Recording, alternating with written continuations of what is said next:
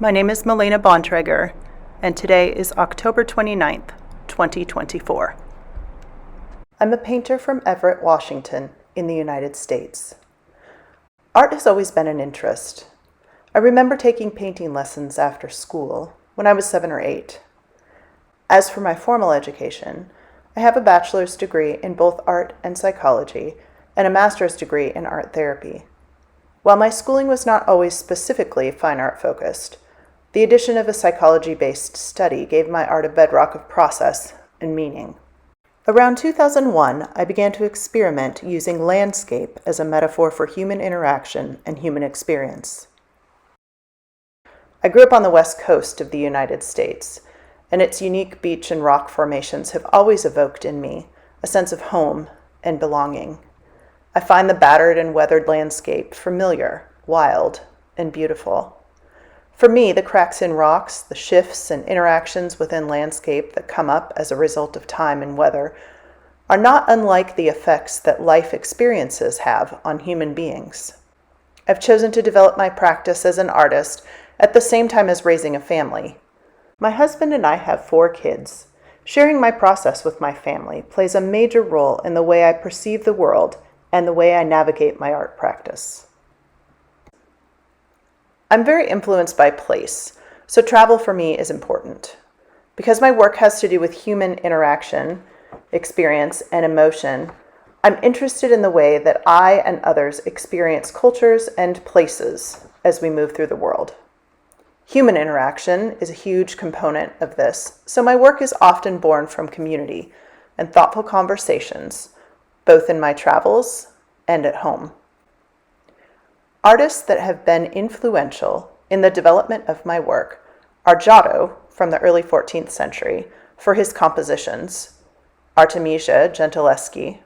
Her work is such a personal story. I'm so inspired by her bravery in pursuing excellence while also addressing really difficult topics in her paintings. Vincent van Gogh and Wayne Thiebaud for their color use, especially complementary colors, which I use often in my own work. And also Richard Diebenkorn for his use of texture and painterliness. I love the depth he achieves in his paintings. Right now I'm creating work that explores the idea of time and space, flattening planes to create a layered effect that allows the viewer to experience multiple planes in a stacked format. Human experience limits us to our own perspective. However, I find it interesting to think about experiencing multiple perspectives simultaneously. When it comes to media, I tend to stay put.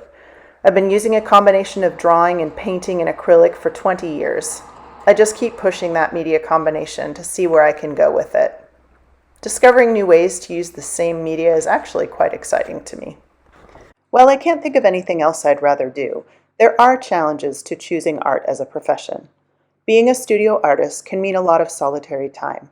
It's important to have support and create a network of other artists with whom to share ideas and challenges. I'm also learning how to advocate for myself, believe in the work, and have a thick skin when it comes to critique.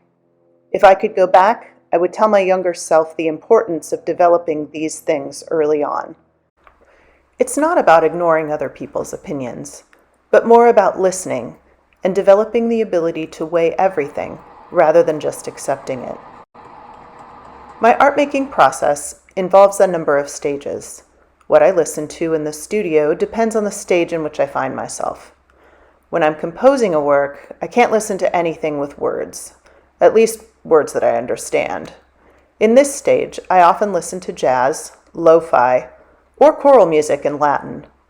However, if I'm out of the linear problem-solving stage and my composition is set, I often enjoy getting lost in podcasts or audiobooks. I love interacting with my viewers and hearing their responses to the work. One of my favorite things is to hear that a collector has lived with an art piece for a while, but continues to make new discoveries about the work. That tells me the work is cultivating thought and interaction, which is truly what I want it to do. My desire is for my art to be an invitation to stop a while, to consider, and to engage in conversation. 2024 has been a big year for me. I've had multiple shows and have spent a lot of time traveling.